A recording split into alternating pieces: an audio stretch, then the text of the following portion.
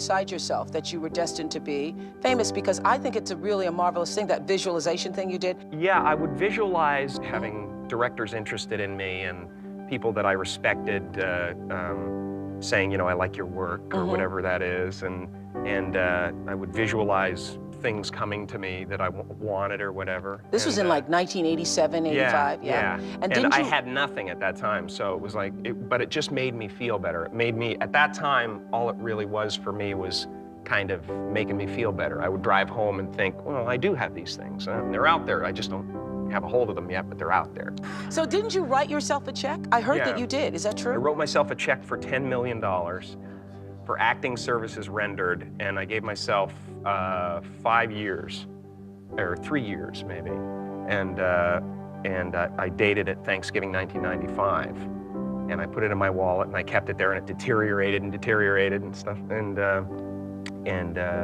but then just before Thanksgiving 1995, I found out that I was going to make $10 million on, I think it was Dumb and Dumber. Dumb and Dumber, yeah. It's not an accident if you happen to be wandering down the Champs-Élysées in Paris, or maybe Oxford Street in London, England, and a loved one may be sitting in Colorado Springs, and they're really concentrating. Something has happened at home, and they really want you to phone home. All of a sudden, you get a feeling you should phone home. Now, what did we say feeling was? Vibration. Their thought waves are in resonance or in harmonious vibration on the same frequency as certain cells in your brain.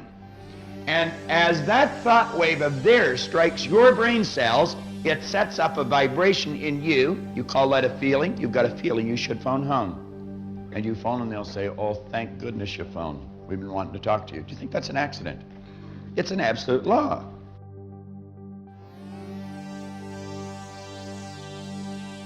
If you only care enough for a result, you will almost certainly attain it. If you wish to be rich, you will be rich. If you wish to be learned, you will be learned. If you wish to be good, you will be good. Only you must then really wish these things, and wish them exclusively, and not wish at the same time 100 other incompatible things just as strongly. In the Bible you read, in Mark 9:23, if thou canst believe, all things are possible to him that believeth. Dr. Norman Vincent Peale said this is one of the greatest laws in the universe. Fervently do I wish I had discovered it as a very young man. It dawned upon me much later in life, and I've found it to be one of the greatest, if not my greatest discovery outside of my relationship to God. And the great law, briefly and simply stated, is that if you think in negative terms, you'll get negative results. If you think in positive terms, you will achieve positive results. That is the simple fact which is at the basis of an astonishing law of prosperity and success. In 3 words, believe and succeed.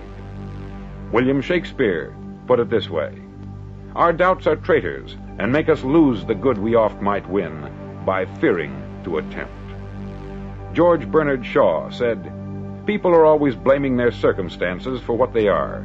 I don't believe in circumstances.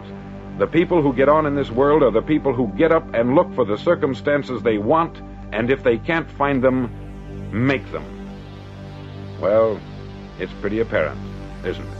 And every person who discovered this for a while believed that he was the first one to work it out. We become what we think about. Now, it stands to reason that a person who's thinking about a concrete and worthwhile goal is going to reach it, because that's what he's thinking about. And we become what we think about. Conversely, the man who has no goal, who doesn't know where he's going, and whose thoughts must therefore be thoughts of confusion and anxiety and fear and worry, becomes what he thinks about. His life becomes one of frustration, fear, anxiety, and worry.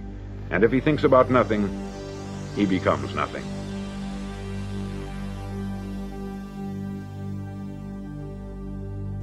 What we believe determines what we make true. Our perceptions of reality, how we think about ourselves and the world around us, what we look for and what we take to be true is determined by our beliefs. Alter a belief and you can change reality, or at least the reality that you experience. What I'm saying is that through your beliefs, you form your reality. A friend of mine who's a very successful and very wealthy real estate entrepreneur started without a single dime in his pocket, and he was able to amass a great fortune in only a few years with a simple philosophy of faking it until he made it. He convinced himself on a subconscious level that he had already acquired a great fortune, when in fact he was really broke. In his mind, he became a millionaire. The circumstances that brought about that reality then followed. Now, I'm sure that you've heard similar stories. What we take to be true on a subconscious level becomes our reality. Now, does that mean that skill and luck don't play a role in wealth and prosperity? Well, money-making skills are learned and begin with a desire and a belief that it's possible. Remember, what we believe is based on our perceptions, and what we perceive depends upon what we look for. And what we look for depends upon what we think. And luck, and we all know of those people who seem to be exceptionally lucky, is created out of a core belief that good things should happen. It's an expectation. Expect to be lucky, and you will be. It's as simple as that. Now, you've probably seen this happen to you all the time, but in reverse. You know, when you tell yourself that you're having a bad day, and sure enough, you do. What we believe determines what we make true.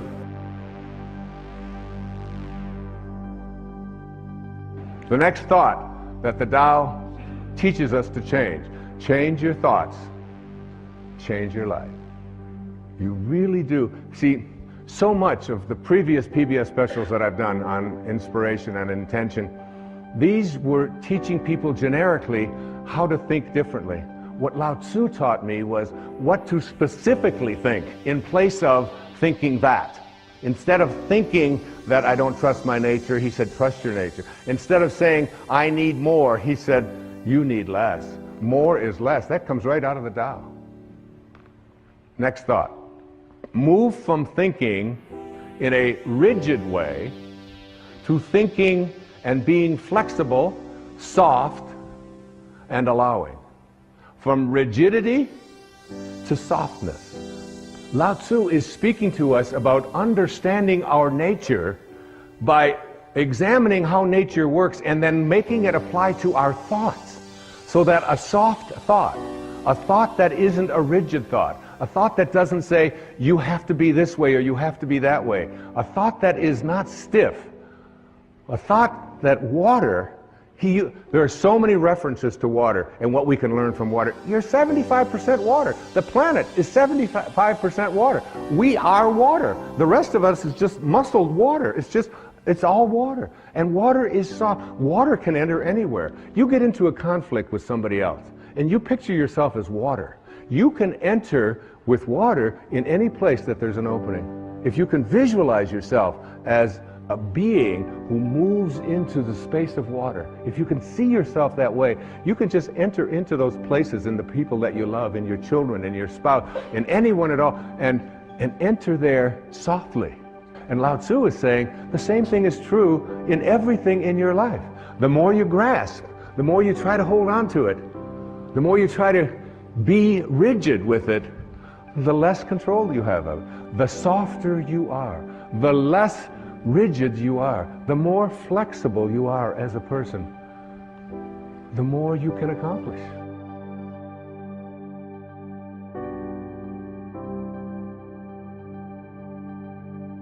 This is what it is, okay?